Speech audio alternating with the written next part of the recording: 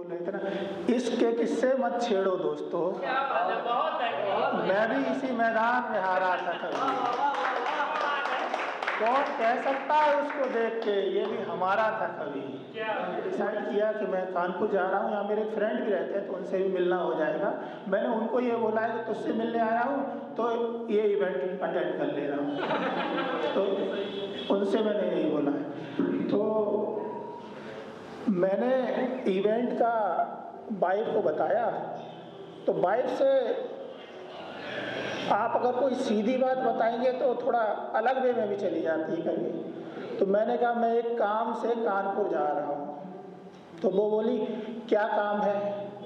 मैंने कहा है एक काम, जा रहा हूँ। बोली पिछले शनिवार को आप अपने दोस्त शुक्ला की बीमारी का कह के गए थे और जब घर पे आए तो शाम को बियर बार का बिल निकला था आपकी जेब से।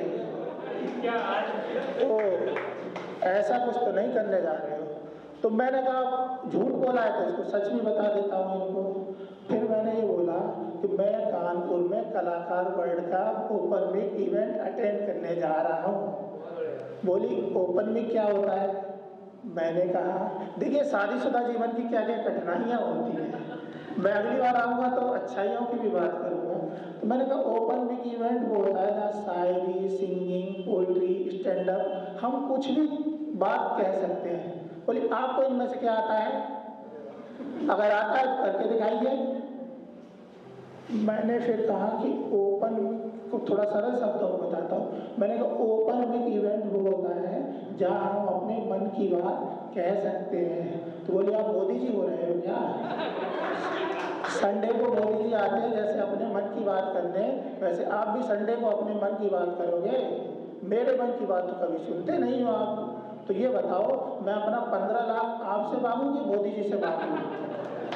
तो मैंने कहा भाग्यवान मोदी जी मेरी बराबरी नहीं कर सकते ना, मेरे पास तेरे जितनी अच्छी और सुंदर और समझदार वाइफ है।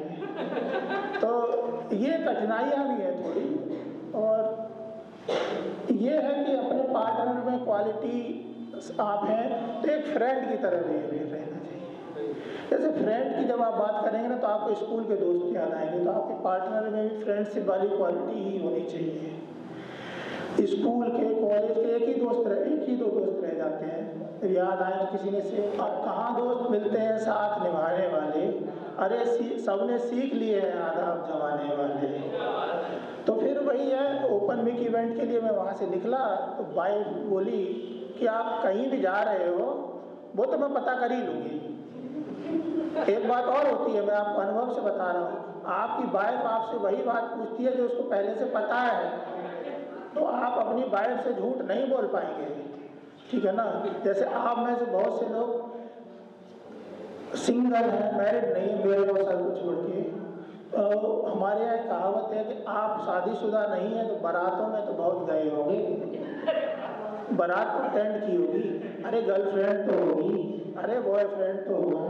वैसे जो आज की जनरेशन का वो है तो गर्लफ्रेंड है जिसकी, और शादी में कुछ ज़्यादा अंतर रह नहीं गया है, बस फेरों का ही अंतर रह गया है मेरे हिसाब से। तो ये अनुभव है अपने अपने वही चीज़।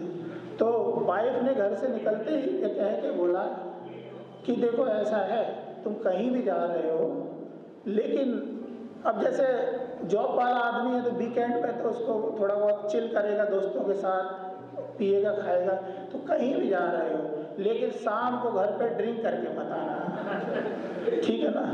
तो मैं बोला कि देखता हूँ मैं नहीं आऊँगा। तो मैंने डिसाइड किया आज मैं अपने दोस्त शुक्ला के ही घर पे रुक जाऊँगा, तो अपनी वाइफ की बात तो माननी पड़ेगी। शुक्ला के घर पे रुक जाता हूँ। आपका डर बहुत जरूरी है, आप नहीं डरेंगे तो जीवन की गाड़ी नहीं चल पाएगी सही से। ये सबक है आपके लिए, तो वही चीज़ है।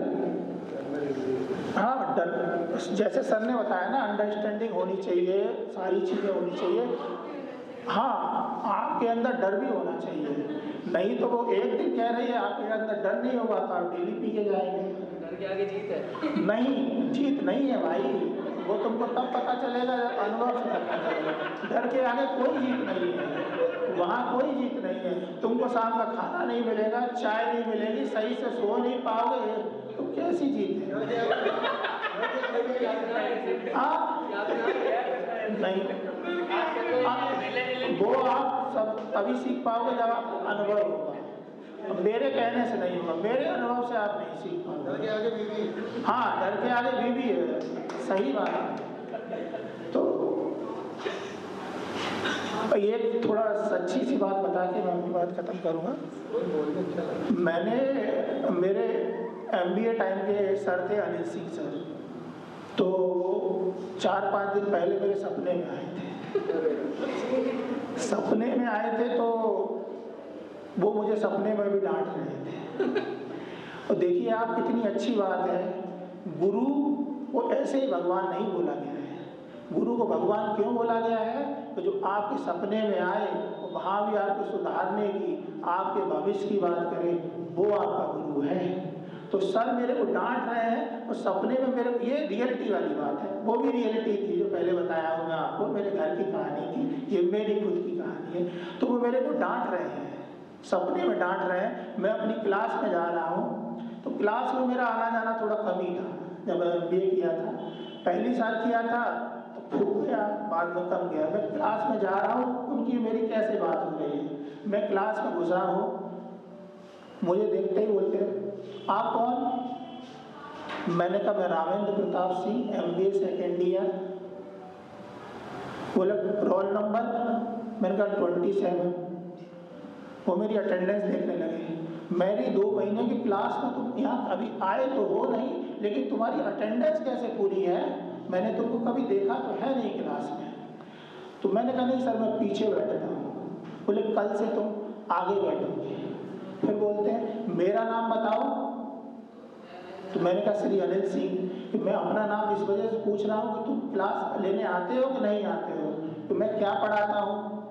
तो वो मेरे को नहीं पता था, वो ब्लैक बोर्ड पे लिखा हुआ था, मैं देख लिया वहीं पे, स्ट्रेटेजिक मैनेजमेंट पढ़ाते थे। सर का डांटने का अंदाज थोड़ा बहुत अच्छा था। तो मैं अपने उसमें आपको सुनाऊंगा कि राजाओं की तरह डांटते थे। अब वो डांट रहे हैं, कैसे डांट रहे हैं मेरे को, हम तुमको समझा रहे हैं, तुम समझ जाओ, सुधर जाओ, नहीं तो जब हम सुधारेंगे तो तुम सुधर ही जाओगे, तुम्हारी जिंदगी बर्बाद कर देंगे, ये सेमेस्टर तुमको पास नहीं